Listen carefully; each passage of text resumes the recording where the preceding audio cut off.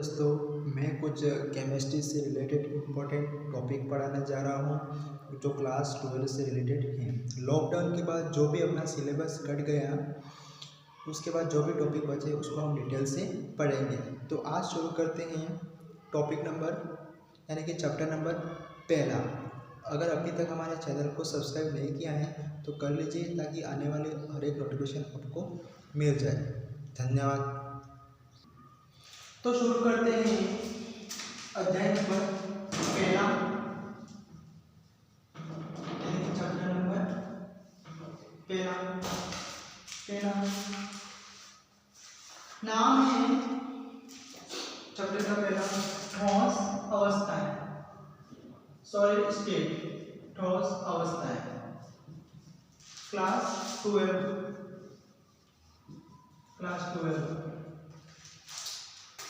उसमें पहला टॉपिक है ठोस अवस्थाएं, यानी कि ठोस का मतलब कठोर, कौन कौन सी अवस्थाएं होती है उनके बारे में। तो उसमें पहला टॉपिक है क्रिस्टल चालक। अब देखना क्रिस्टल चालक होता क्या है वो देख लेना। उसके एक बार डेफिनेशन देख लो, क्या कह रहा है कि x, y, z तीन अक्षों पर अवयवी कणों को उपस्थित करने से बनी जटिल संरचना क्रिस्टल चालक कहलाती है और क्रिस्टल चालक में अवयवी कणों को बिंदु से प्रदर्शित किया जाता है।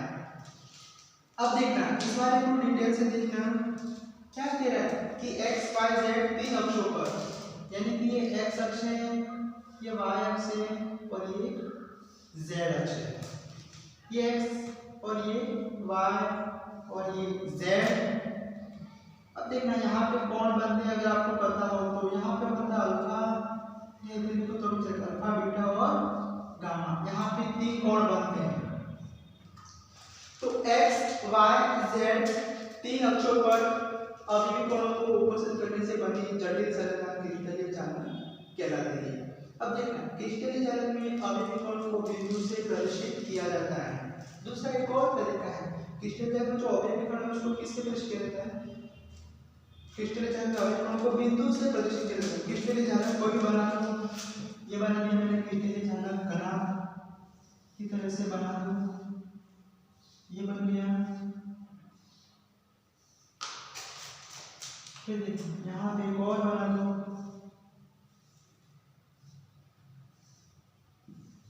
ऐसे के साथ ही संरचना बनती जाएगी। ये क्या कहलाता है हमारा क्रिस्टलीय चालक।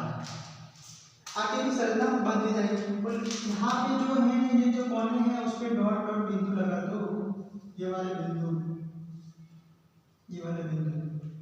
जो भी कोने हैं कॉर्नर दिख रहा है आपको यहाँ पे, तो वो बिंदु क्या कहलाते हैं?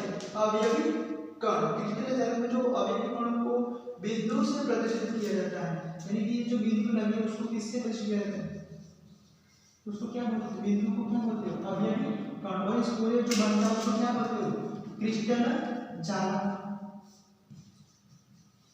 क्या बोलते हो? क्रिस्टल चालक। ये जो संरचना बनती है ये क्रिस्टलीय चालक की तरह बनती है और जो बिंदु होते हैं उसको किससे दर्शाते हैं? अवयवी कण से।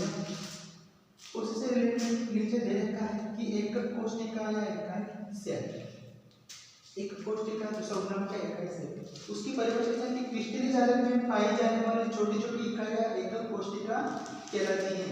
यानी कि क्रिस्टलीय चालक है, इसमें छोटी छोटी इकाइयां ये बनी, उसके बाद ये बनी, इससे आगे बनती जाएगी, वो पूरी क्या कहलाएगी? छोटी छोटी इकाइयां एकक कोशिका कहलाएगी। तो ये हो गया क्रिस्टलीय चालक से रिलेटेड।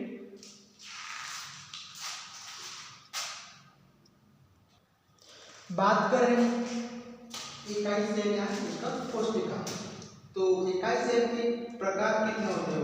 आगे है इकाई सेल, तो इकाई सेल है वो या दूसरी क्या बोल सकते हैं? एकक कोशिका। एकक कोशिका मुख्यतः कितने प्रकार की होती है? दो प्रकार की होती है। दो प्रकार की कौन सी होती है? पहली कौन सी होती है? सरल घनीय एकक कोशिका। दूसरा क्या बोलते हैं? Simple cube cell. इंग्लिश में क्या बोलते हैं? सिंपल क्यूब सेल, सरल घनीय एकक कोशिका। तो देखना उसमें क्या होता है कि इसमें अवयवी कण घन के कोणों पर उपस्थित होते हैं। इसमें अवयवी कण घन के कोणों पर उपस्थित होते हैं। यानी कि जो सरल गणीय एक कोशिका उसकी सरलता कैसी होती है, उसमें अभिकर्ण घन के कोणों पर उपस्थित होते हैं। मतलब किस प्रकार से कि ये हो गया घन, ये पूरा क्या बन गया, इसको बराबर ये वाला ये हो गया घन। अब क्या कह रहा है कि सरल गणीय एक कोशिका में इसमें अभिकर्ण घन के कोणों पर उपस्थित है। उसके कोण मतलब इसके कोण कौन से हैं, ये वाला, ये कोण, ये और ये वाला। तो इसमें जो अभिविकर्ण है, जो भी कॉर्नर है, कॉर्नर वहां पे उपस्थित है। मतलब ये वाला पूरे क्या है अभिविकर्ण, ये वाला। तो कितने हैं, 1 2 3 4 5 6 7 8। तो इसमें अभिविकर्णों की संख्या कितनी है, 8।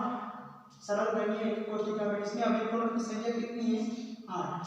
दूसरा क्या है, केंद्रीय गणीय एक कोशिका। दूसरा कौन सा पॉइंट है, केंद्रीय गणीय एक कोशिका। अब उसमें क्या है कि जो केंद्रीय गणीय एक कोशिका वो कितने प्रकार की होती है, ये 3 प्रकार की होती है। अब इसमें आपको पढ़ना है, यह 3 प्रकार की होती है। पहले कौन सी है, काय केंद्रित गणीय एक कोशिका,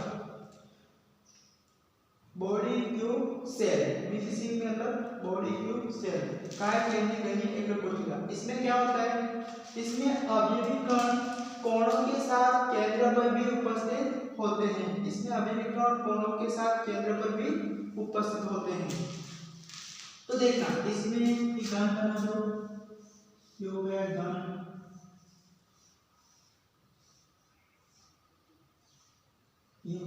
अब कोने कौन कौन से, ये वाला भी इसका कॉर्नर, ये भी कॉर्नर, ये भी कॉर्नर, ये भी कॉर्नर, ये भी और ये बना हुआ, ये भी बना। तो इसका सेंटर पॉइंट कौन सा है, इसका मेन मूल बिंदु कौन सा है, इसका मूल बिंदु कौन सा है, ये वाला, यही है यहाँ पे। तो इसमें जो अभिविकर्ण है वो कोणों पर तो उपस्थित होते ही है, यहाँ पे साथ में कहाँ पे उपस्थित है, केंद्र में भी अभिविकर्ण उपस्थित होता है यहाँ पे। तो काय केंद्रित गणीय की कोशिका में क्या होता है, अभिविकर्ण कोणों पर तो उपस्थित है, साथ में केंद्र में भी उपस्थित होता है। दूसरा क्या है, फलक केंद्रीय गणीय एक कोशिका। कोष्ठक में क्या लिखा है, FCC, फलक केंद्रीय गणीय एक कोशिका। इसमें क्या होता है, इसमें अभिविकर्ण कोणों के साथ फलकों पर भी उपस्थित होते हैं। कोण पे तो उपस्थित होते ही, साथ में कहां पे उपस्थित है, फलक पे भी उपस्थित होते हैं। तो देखना मैं इस बारे को मिल रहा हूं, यहाँ पे लिख रहा हूं कि अभिविकर्ण वो कोणों पे तो उपस्थित है, दूसरा कहां पे, फलक पे भी उपस्थित होते हैं। ये हो गया घन।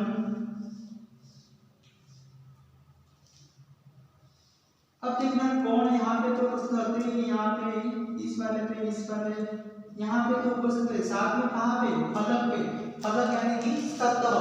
अब इस वाले की सतह कौन सी कहलाएगी, इस जो फलक है उसकी सतह यानी कि दूसरा क्या बोल सकते हैं आप, किनारा। तो इस वाले भाग का किनारा कौन सा है, ये वाला। तो इसकी यहाँ पे कभी यहाँ पे उपस्थित है। इसी प्रकार इस वाले का किनारा कौन सा है, ये वाला। तो यहाँ पे उपस्थित है अभिविकर्ण दूसरा, ये वाला, और अगला ये वाला। अब देखना, अब इस पूरे का देखना, यहाँ से ये वाला पूरा किनारा, उसका किनारा कौन सा है, ये वाला। इसी प्रकार इसका ये वाला। तो कितने अभिविकर्ण हो गए, 8 ये और 8 ये और 6 ये, कितने हुए 14। इसमें अभिविकर्णों की संख्या कितनी है, 14। अब अगला तो नहीं होगा, ठीक है, ये वाला वापिस नहीं होगा क्योंकि ये करने पर ये वापस आ जाता है, दूसरा ये करने पर ये वापस आ जाता है। तो इसमें अभिविकर्णों की संख्या कितनी है, 14। तो फलक पे क्या होता है कि इसमें इसकी डेफिनेशन बोले तो इसमें अभिविकर्ण फलक, इसमें अभिविकर्ण कोणों पे तो उपस्थित होते ही, साथ में कहाँ पे, फलकों पर भी उपस्थित होते हैं। तो ये हो जाएगा FCC, और ये क्या हो जाएगा, ये वाला कौन सा, BCC, और ये कौन सा हो जाएगा, SCC।